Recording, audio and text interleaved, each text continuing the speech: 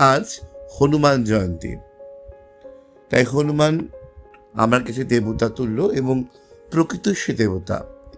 সে পবনপুত্র হনুমান, সে রুদ্রাবতার। তিনি শত্রুদের সংহার করেন, রোগকে হরণ করেন, সর্বশত্রুকে বশীকরণ করেন। তাই না, তিনি রামচন্দ্রের পরম প্রিয়